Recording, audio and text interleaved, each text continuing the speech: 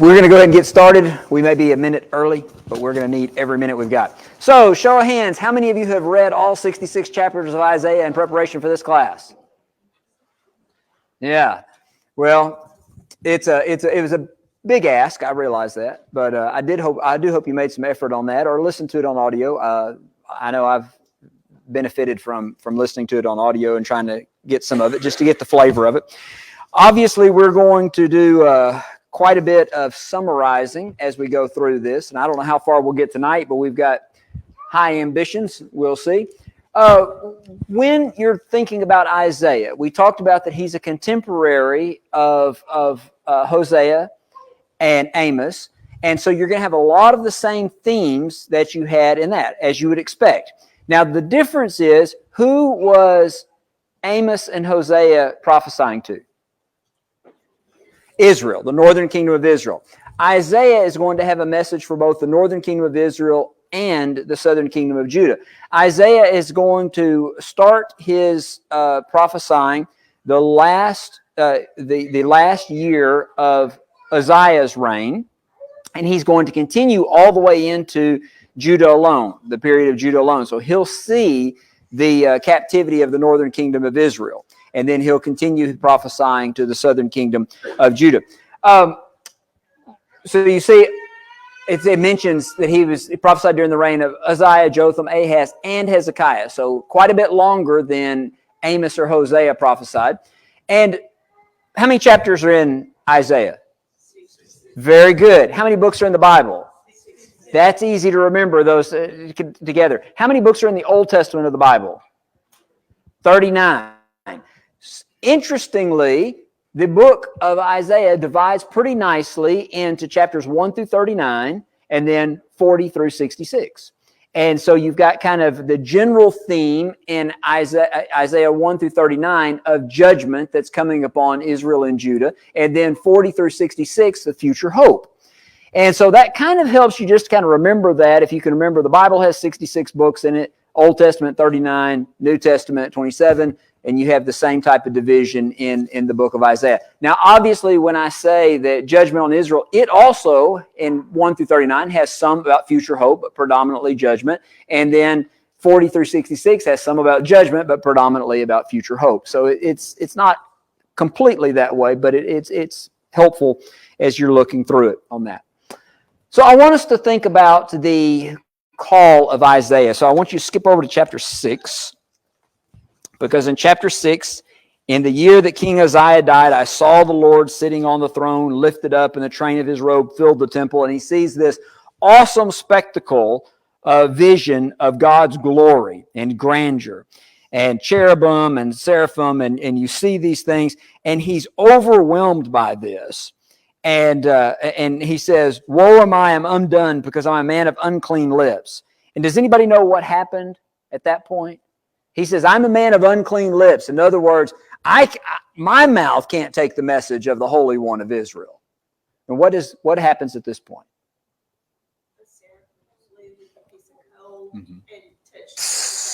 Yeah, so, and it's the idea of purifying his lips. So God makes him where he's able to be a prophet for him and take away his uncleanness in that. And then God says, "Who will go for us? Who shall I send? Who shall go for us?" And what does Isaiah do?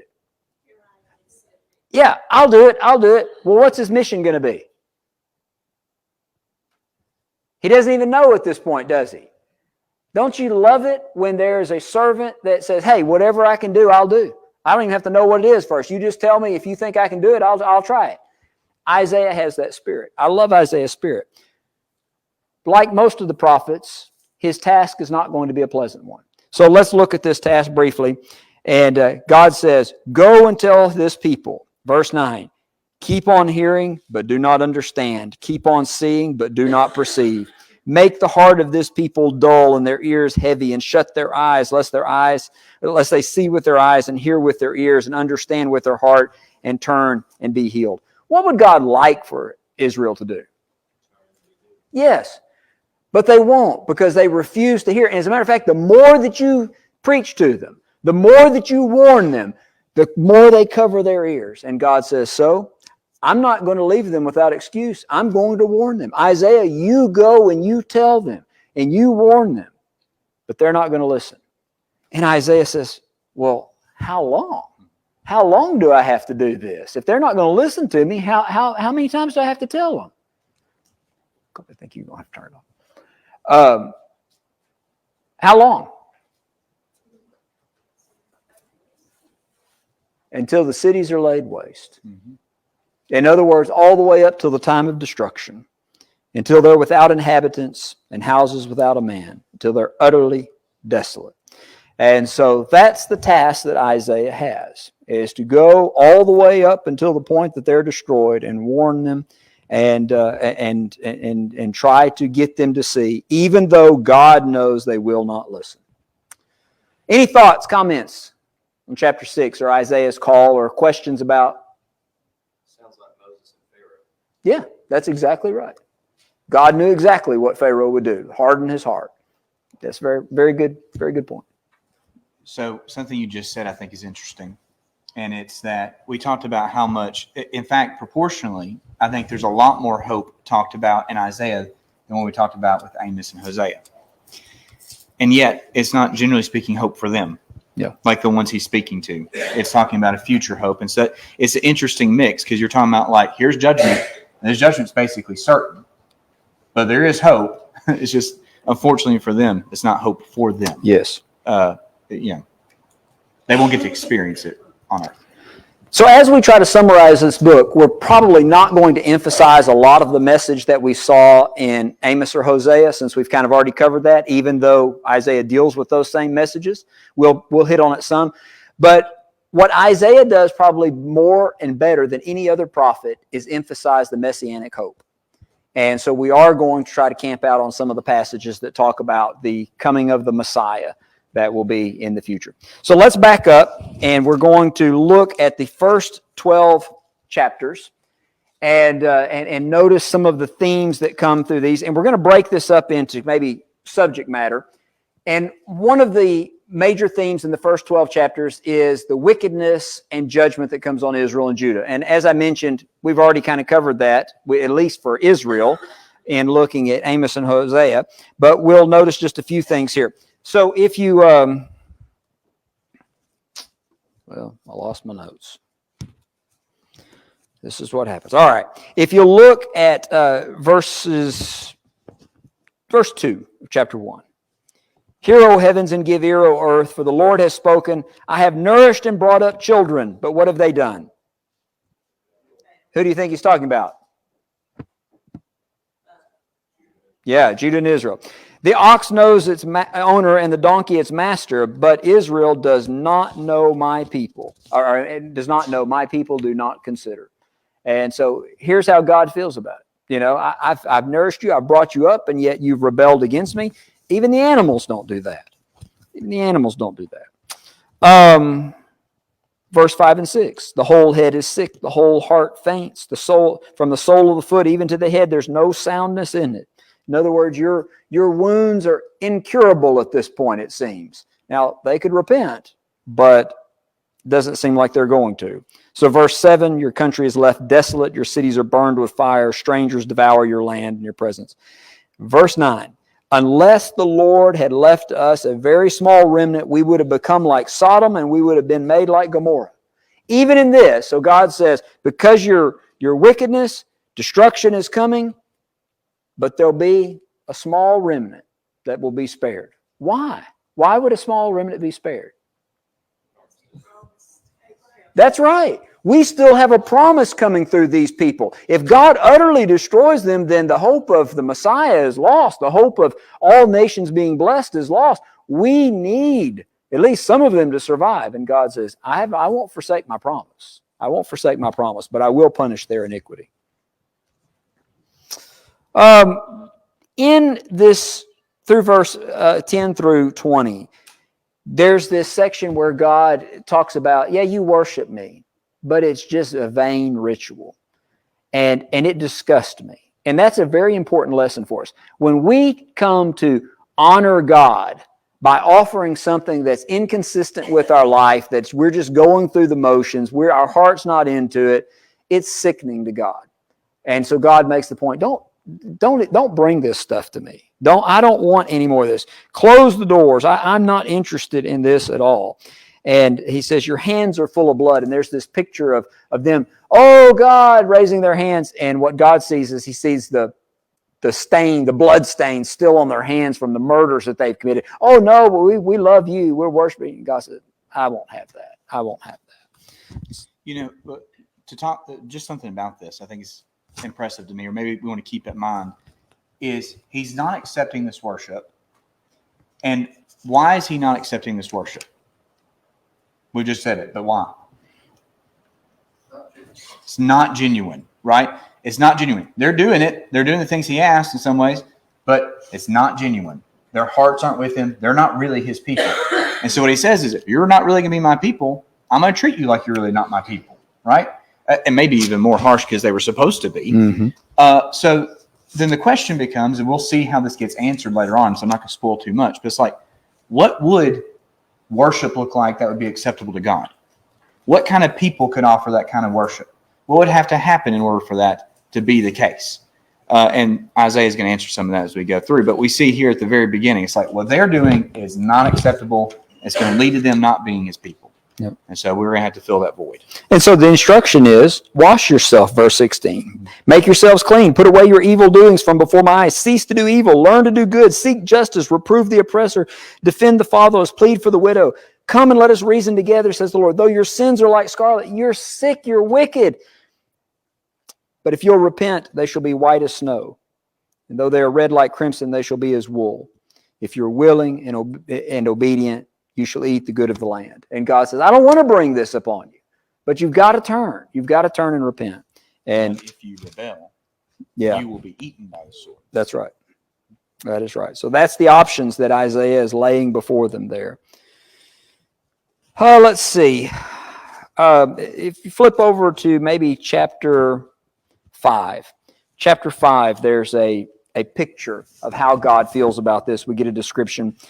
And it says, let me sing to my beloved a song of my beloved regarding his vineyard. And so there's this, the Lord has planted this vineyard. And what he's done is he's gone and he's pulled up all the rocks and dug out all the rocks and brought in good ground and cleared it. And he built a wine press and he built a tower to watch over it. And he brought in the choicest vine and he set this up and he built a wall around it. And he's got this wonderful vineyard. What do you think the Lord did? What is a person who does that? What are they expecting? Good grapes. This is going to be wonderful. When these things start to produce, we're going to have the best grapes and we're going to be able to make the best grape juice. And this is going to be lovely. And so finally they begin to produce fruit. And he goes and he takes the fruit and he tries it. And what is it? Oh, this is awful. Sour grapes, wild grapes.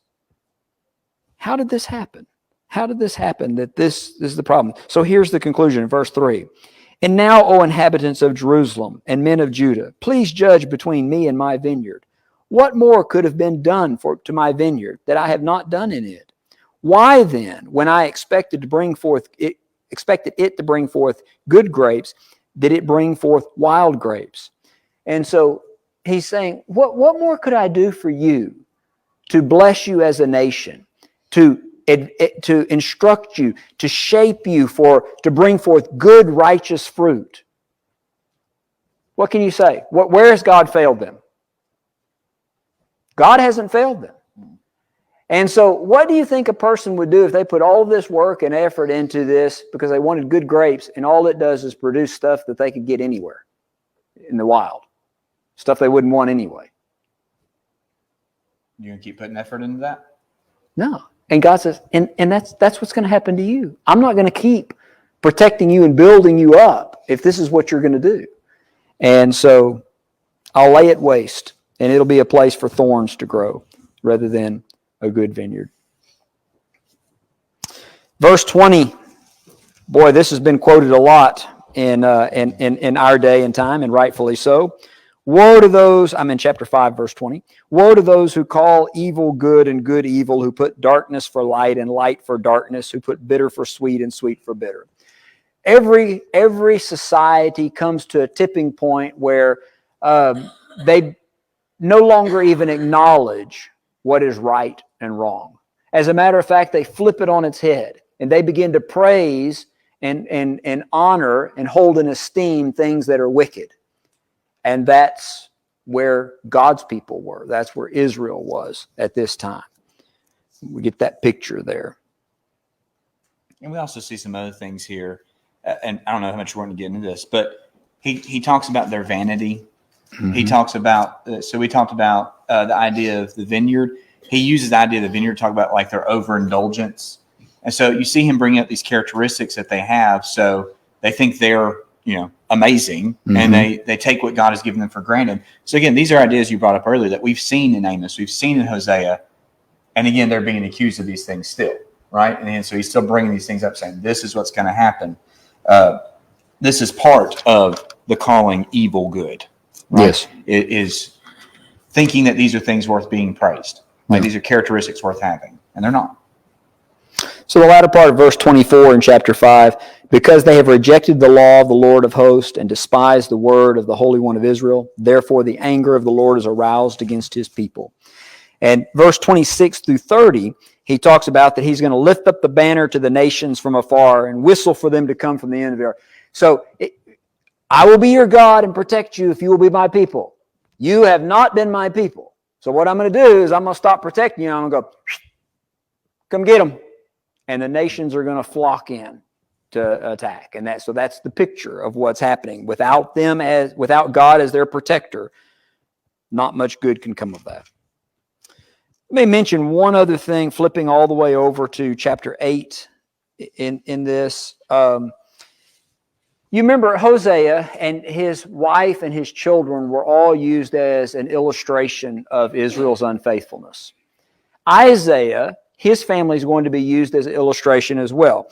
And so here it talks about, take a scroll in verse 1 and write on it with a man's pen concerning Mara Shalom Hashbaz. What does that mean? Does anybody have a footnote? Yes, speed to the spoil or hasten to the booty. In other words, come in and take all of the spoil of the land. Okay, so the Lord instructs him and to go, and he says in verse 3, I went into the prophetess, his wife, and she conceived and bore a son, and the Lord said to me, call his name Mara Shalal Hashbaz. How would you like that for a name? And the reason is because before the child shall have knowledge to cry, my father and my mother, the riches of Damascus and the spoil of Samaria will be taken away before the king of Assyria. So name him Hasten to the Spoil, because it's not going to be long before the Assyrians come in and take Israel away. So you see his family is used as an illustration here as well, or at least there's significance in the name. You got anything else? Anybody else have anything concerning kind of the judgment that's coming upon Israel? The wickedness of Israel in these first 12 chapters? All right, let's look at another theme then. And another theme is how God's going to use the nations. Now, this is a really interesting, we don't have time to explore this much, but it's really interesting to look at. Chapter 10, we can really find most of what we need in chapter 10. And in chapter 10, verse 5, woe to Assyria. Okay, now wait a minute. Who's about to come in and be quick to the spoil to take away Israel into captivity? Assyria. But woe to Assyria, the rod of my anger, the staff in whose hand is my indignation. I will send him against an ungodly nation and against the people of my wrath, and I will give him charge to seize the spoil and to take prey. What's God doing with Assyria? He's my tool. He's coming against a wicked nation. Who's the wicked nation? Israel. All right? But woe to Assyria, because in verse 7, yet he does not mean so. In other words, Assyria's not saying, we want to do God's will. So if God wants to send us to punish Israel, then we'll do it. We'll submit. Why is Assyria doing it? That's exactly right. I'm going to destroy them all. I'm going to rule over everything. So that's their attitude. So it's this very interesting thing to look and see how God uses the disposition of wicked people and nations to accomplish His will. So we always think about, well, I want to be somebody who does God's will. you probably will be somebody who does God's will, whether you want to or not. Your attitude may be, I want to submit to God and I want to do His will willingly, or it may be, I'm going to do my own thing, and guess what? God's going to use you to accomplish His purposes anyway. You mentioned Pharaoh earlier. Did Pharaoh accomplish God's purposes? Yes, he did. Assyria is wicked. We've already seen Jonah going to Nineveh, the capital of Assyria, and crying out against their wickedness. But they're a wicked nation. But God says, I'll use them, and I'll use them for my purposes. But because they're doing it with wicked intent, then I will punish them. So you look at verse 12. Therefore it shall come to pass when the Lord has performed all of His work on Mount Zion and on Jerusalem, in other words, when He's used Assyria to punish them, that I will say, I will punish the fruit of the arrogant heart of the king of Assyria and the glory of his haughty looks. Because he said, by the strength of my hand I have done it, and by my wisdom, for I am prudent. I have done all this. And God says, your arrogancy and your rebellion against me, I'll punish you as well. So God can use a rebellious people to accomplish His purposes. Well, what's He going to do with the rebellious people when He's finished with them? He'll punish them. He'll punish them. So we see that there. Verse 24 and 25, it gives us a glimpse of this. Oh, by the way, I need to read verse 15 because I love this expression. Shall the axe boast itself against him who chops with it? God says, you're a tool. I'm using you. Are you gonna be boastful against me? That's the picture there. But in verse 24 and 25, therefore thus says the Lord of hosts, O my people who dwell in Zion, do not be afraid of the Assyrian. He shall not strike you with the rod and lift up his staff against you in the manner of Egypt. For yet a little while, and the indignation will cease, as will my anger in their destruction. So Assyria is not going to be the end of them. God's using them to chasten them, but He's not going to utterly destroy them. He's not going to bring all of them into captivity like they were all in captivity in Egypt. In that. So we get a little glimpse there of how God is planning on using Assyria. By the way, think about how impressive this is. Here's a prophet, has a child, and based upon the name that the Lord gives this child, he then prophesies about what's going to happen, how Assyria is going to come in and take captive, but they're just being used as a tool. God will eventually punish Assyria. Here's this prophet looking into the future. Here's God revealing the events of the future that's going to happen as a nation rises and falls, and God uses it to accomplish His purposes. Any thoughts? What's your verse 25 say again? For yet a very little while, and the indignation will cease, as will my anger in their destruction. What do you think? What do you take that a very little while to mean? I take it that it will not be a permanent type thing. Yeah. If you heard a very little while, would you think exactly what their very little while ended up being? No, right? I mean, they're gone for decades, right? Yeah. And so it's like, that's not what I think of, but that's what God's saying here, right? And to Him, it is a very little while. It might not be for them, right? Maybe it's going to be scattered permanently. Or Yeah. Yes, that's right. Yeah, that is right. And even for, remember He's prophesying for Israel and Judah. Assyria is going to come down and be a threat to Judah as well. Will not take Jerusalem. Will chasten them greatly and then be driven away. So maybe that's part of it. I don't know. But either way, it was not as brief as I would think of on that. He also makes a comparison to Egypt. They're in Egypt 400 years. Yes. All of them in Egypt for 400 years. Yes, that's right. It's not going to be that long. That's right. Very good. All right. The last prophetic theme in chapters 1 through 12 is the Messianic hope, and I want to spend a little bit more time on that. And Isaiah has some beautiful descriptions of what the future is going to hold for God's people. And we're looking at physical punishment and destruction coming, but what God has in mind is a glorious spiritual relationship with Him. So let's go back to chapter 2. Chapter 2. And so interspersed in this message of judgment is also this message of hope. So verse 1, the word of Isaiah the son of Amos saw concerning Judah and Jerusalem. Now it shall come to pass when? In the latter days. I think we mentioned this before in this class, when people talk about the latter days today, what do they normally mean? Right before Christ returns. But that's not the way it's used most of the time in the prophets. In the prophets, it's used when the time when Christ would come, not his second coming, but when he would come and he would teach the people, when salvation would be available to the people. We are living in the latter times. When somebody says, these are the last days, aren't they? You can confidently say, yes, they are. Now, they may mean something different than what, but we are living in the last days. The way the Bible describes the period starting with the preaching of Jesus in Jerusalem in the 1st century AD, all the way to the end of time, is the latter times. It's the last dispensation when God's salvation will be available through Jesus Christ. And so, it shall come to pass in the latter days that the mountain of the Lord's house shall be established on the tops of the mountains. So mountains were often used to describe political powers, governments, and maybe that was because many times a capital city would be built upon a high fortified hill or mountain. I don't know all the reason for that. But what's the picture here? The Lord's house above all others. Above all others. It will be exalted above all others. All nations will flow to it. Now, who's flowing to God's house right now? Yes, okay, I did not ask that question well. That you are exactly correct. Who is flowing to God's house at the time Isaiah is writing this? No one, not even his own people, not even his own nation. We might say nation, right? Yes. You might have individuals. Yes, that's right. But not nation. That's right, very good.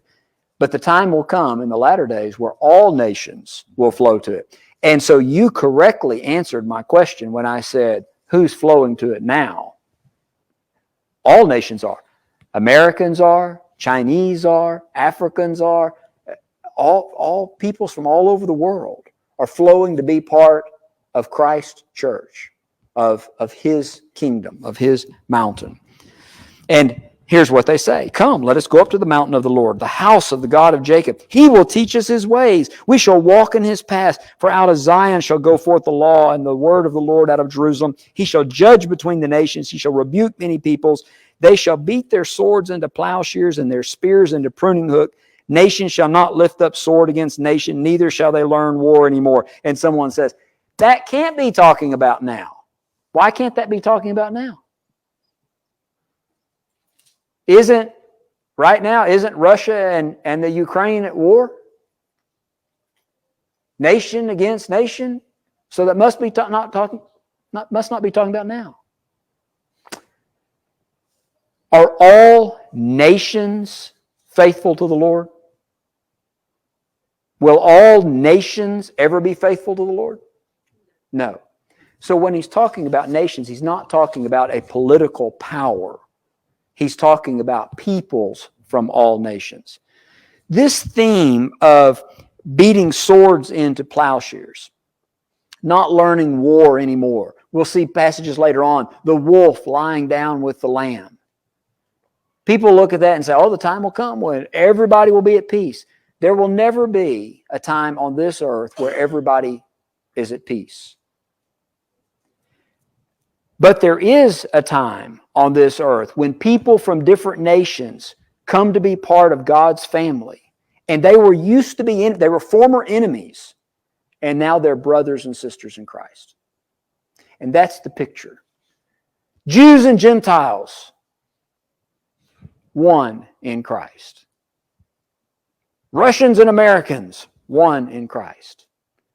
And so that's the picture. In the latter days, it will come when peoples from all nations will come and be part, and those who were former enemies will be at peace with one another. We might mention, so you spoiled it. That's I'm okay. sorry. So we have a picture of who this is going to come through. Yes. And it's brought up in different places. I probably just point out one. So you look in chapter 9. So chapter 9, verses 6 and 7. We get a little bit here. So, for to us a child is born, to us a son is given, and the government shall be upon his shoulder, and his name shall be called Wonderful Counselor, Mighty God, Everlasting Father, Prince of Peace. Of the increase of his government and of peace there will be no end, on the throne of David and over his kingdom, to establish it and uphold it with justice and righteousness from this time forth forevermore. The zeal of the Lord of hosts will do this. And so we have that there's someone we're looking to institute this well, it's talk about government here, right? This new collection of nations. Mm-hmm. And so we're looking forward to someone here.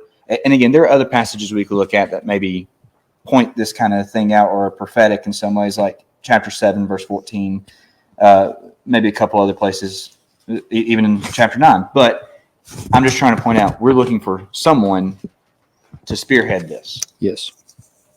And so we get a hint of that in chapter 4, in verse 2, where he says, "In that day the branch of the Lord shall be beautiful and glorious." And we're going to see that idea of the branch in a number of places here.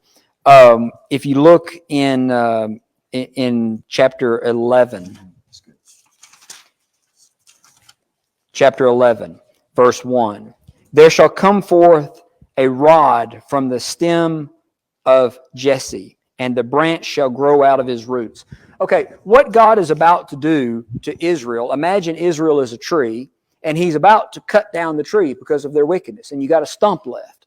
What happens if you cut down, certain trees wouldn't work well with this, but if you cut down a sweet gum, you cut off the stump, it falls down, what are you going to have next spring?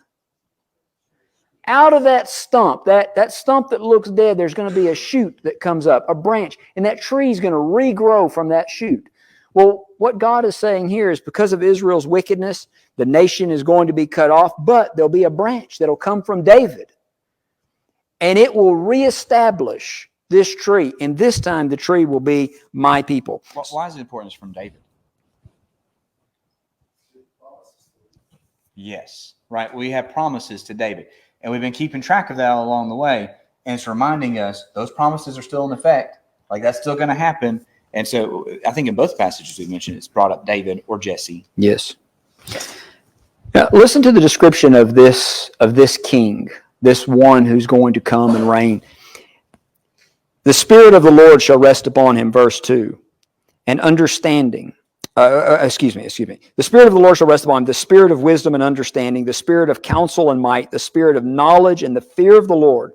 His delight is in the fear of the Lord. He shall not judge by the sight of his eyes, nor decide by the hearing of his ears, but with righteousness he shall judge the poor, and decide with equity for the meek of the earth. And he shall strike the earth with the rod of his mouth, and with the breath of his lips he shall slay the wicked. Righteousness shall be a belt of his loins, and faithfulness the belt of his waist." Does that sound like the people of Israel in Isaiah's day? No, it doesn't, does it? And if you were a person that longed for righteousness and justice in his day, how beautiful that would sound. That the Lord is going to have there in the latter days, there'll be a branch, a stem that will shoot back up from the stock of David, and he will be a righteous king. And then you have that language that I was talking about. "The wolf shall dwell with the lamb, and the leopard shall lie down with the young goat, and the calf and the young lion and the fatling together. They shall be led by a child." Verse 9, "They shall not hurt nor destroy in all my holy mountain." There's our reference back to chapter 2 and verse 2. "For all the earth shall be full of the knowledge of the Lord, as the waters cover the sea." Verse 10, "In that day there shall be a root of Jesse, who shall stand as a banner to the people, for the Gentiles shall seek him, and his resting place shall be glorious." So this won't be just for Israel. This will be for all the Gentiles as well. What was the third promise to Abraham in Genesis chapter 12? "I will bless all nations through your seed." I will bless all nations through your seed. Jesus was that seed, the stock of David, and all nations, the Gentiles, would seek him. We seek him. Just a quick point on that. So, verse 9 there, when it says, "For the earth shall be full of the knowledge of the Lord." What's one of the things that he's been, throughout all the ones we've looked at so far, he's been consistently accusing the people of? Lack of knowledge of the Lord, right? They don't know the Lord. Jesus will bring a knowledge of the Lord, right? His reign is going to bring a knowledge of the Lord. And what type of, or how much are we talking about here? We're talking about as the waters cover the sea, right? So you're talking about just a full knowledge of the Lord is what we're talking about here. And so that's what, when we're talking about, he doesn't have his nation right now. This is what his nation would look like. And this is what he wanted for Israel and Judah, but they're not fulfilling that. And someone, Christ, will come and make sure this is fulfilled.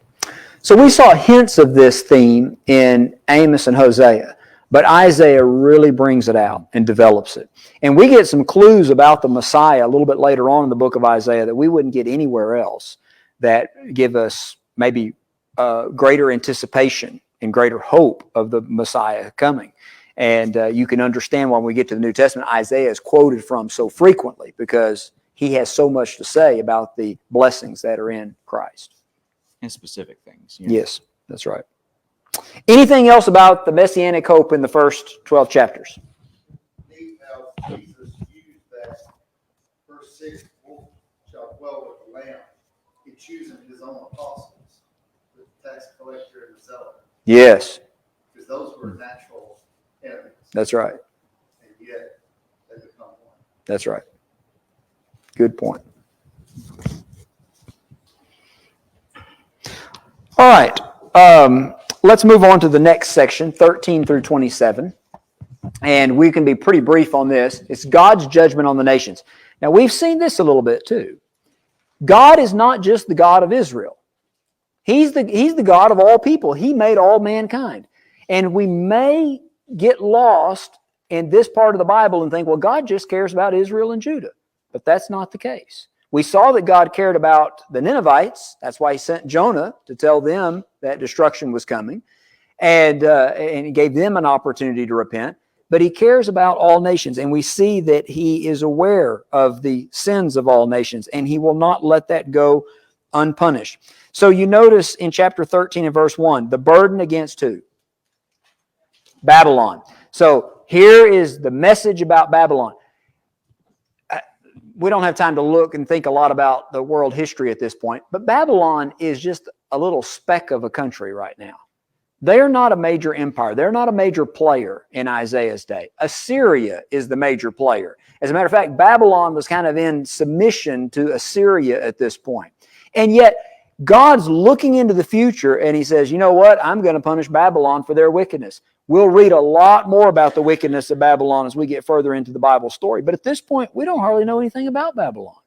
And so it may be surprising to us that God has so much to say about Babylon right here. But verse 9, behold, the day of the Lord comes, cruel, with both wrath and fierce anger, to lay the land desolate, and he will destroy its sinners from it. And I'll point this out because it's helpful when we get into other passages that we're not confused. He's talking about bringing punishment on Babylon. And look at the language that he uses in verse 10. For the stars of heaven and their constellations will not give light. The sun will be darkened from its goings forth, and the moon will not cause its light to shine. We get in the New Testament, we see that same type of language. Jesus uses it in Matthew 24 and other places. And people say, yep, that's going to be a sign of the end of the times. But that type of language has been used all throughout the Bible to talk about when God comes and he judges people, when he judges the nations. And I think it's figurative language. I don't think it literally means that the sun's going to be blacked out or whatever. But what it is the idea that God comes with such fierce anger and wrath that even the stars stop shining for that. Not literally, but you get, what would it take for stars to stop shining? Woo, that's a big force. That's the idea. Yes, God is coming with a powerful hand in that. Verse 13, I will shake the heavens, and the earth will move out of her place. The wrath of the Lord of hosts, in the wrath of the Lord of hosts, in the day of his fierce anger. He's coming. And so Babylon is going to be overthrown. Notice verse 17. Behold, I will stir up who against them? The Medes. Nobody knows about the Medes at this point. I mean, somebody would, but they're not a major world player either. Assyria is the dominant empire right now. God's looking past Assyria to Babylon and past Babylon to the Medo-Persian Empire, the Medes and the Persians. God is all-knowing. Isaiah is able to, through God's direction, look into world history that hasn't happened yet and declare what's going to happen. Who's going to be the next world power? And that's fascinating when you think about it, to see. And God will make a point later on in the book of Isaiah. No God's able to do this but me. I'm the only one that can tell you things that have not yet come to pass. You're going to these dumb idols, literally dumb idols. They can't tell you anything at all. And looking to them for wisdom and advice. And I can lay out who's going to be the world empire 700 years from now. You had something. No, not about that specifically. Okay. Well, you got anything else you want to say? Well, we might want to summarize the rest of those briefly. Okay. So what we have is you've been talking about Babylon, which again, in that, it's an interesting note. You're talking about that we have God's ability to see what's going to happen and then take care of that, But we also see him talk about Philistia, Moab, Syria, Ethiopia, Egypt, Edom, Arabia, Tyre. Yep. So we have a lot of people being dealt with here, a lot of nations. So when you're talking about he's not just the God of Israel, it's like, that's exactly right. He's dealing with a lot of people here. I'd like to point out one passage, and hopefully this one's helpful, but in chapter 24, so in Isaiah 24, we have... This is how you get through a review, a summary. So in Isaiah 24, so the first 5 verses I think are really good to kind of explain what we're looking at here. Who's being judged and why. It's kind of a good summary. It says, "Behold, the Lord will empty the earth and make it desolate. He will twist its surface and scatter its inhabitants. And it shall be as with the people, so with the priest, as with the slave, so with his master, as with the maid, so with her mistress, as with the buyer, so with the seller, as with the lender, so with the borrower, as with the creditor, so with the debtor. The earth shall be utterly empty and utterly plundered. For the Lord has spoken his word. The earth mourns and withers, the world languishes and withers. The highest people of the earth languish. The earth lies defiled under its inhabitants, for they have transgressed the laws, violated the statutes, broken the everlasting covenant." Now, who's being judged here? The earth, right? Everybody. Now, who's exempt from this? No one, right? So you have people of all different types of positions of authority. They're all going to be part of this. And then at the very end, we have why. Verse 5, end of verse 5. Yes, they have transgressed, and it says the laws, the statutes, everlasting covenant. Well, how are we, going to do that for the whole world? When we normally say covenant, who do we think of? Right, Israel and Judah. So how does this work? What are we talking about here?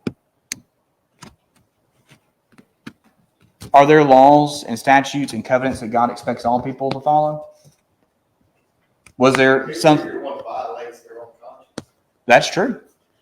But I mean, were there things that God expected of people or prohibited people, things people to do before there was like an official law for Israel?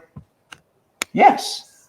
So when it's talking about an everlasting covenant, I think the idea is here is like there are things that you ought not to do. There are ways you ought to act, not ought to act. And you're talking about conscience. That's supposed to help us with those things. But there are standards that God holds everybody to. And they've broken those things. There wasn't the law of Moses yet, but Cain wasn't supposed to murder Abel. Right. That's right. And so they're going to be judged for it. Right? And that's what we see talked about here. Skip to 26, verse 20 and 21. I'm going to judge the world because of their wickedness. Well, what about God's people? What about the faithful, whether they're in Israel or whether they're maybe somewhere else? Come, my people, enter your chambers and shut your doors behind you. Hide yourself, as it were, for a little moment until the indignation is past. For behold, the Lord comes out of his place to punish the inhabitants of the earth for their iniquity. The earth will also disclose her blood and will no more cover her slain. So God says, I'm going to... So again, you go back, what do God's people always say? Oh, there's so much wickedness. Why doesn't God do something about it? And God says, I am going to do something about it. And then the question becomes, well, what about us? Because we live, our nation is so wicked. Why doesn't God do something about the wickedness? I am going to do something about it. Well, what about us? We live here. And God says, I'll protect you. You keep yourself pure and hide yourself, and my indignation will pass over you. And so that's a theme throughout the scripture as well. All right. Well, we actually did better than I thought. I had 39 in mind as a goal, but 27 is pretty good. That's pretty close. So we'll pick up in verse 28 next time, and we'll see how far we get. 28, yes, chapter 28 next time. We'll see how far we get. Thank you for your good comments, and I appreciate your good attention in a lesson like that where we're moving pretty quickly. Thanks for watching. If you found this video to be beneficial, please follow us on Facebook or subscribe to our YouTube channel. Feel free to share it with others that you feel like may benefit from it. If you need to contact us, please contact us via email at quinn.church@yahoo.com. Also, if you're in the area, we would love for you to come visit with us at one of our assemblies. Have a good day.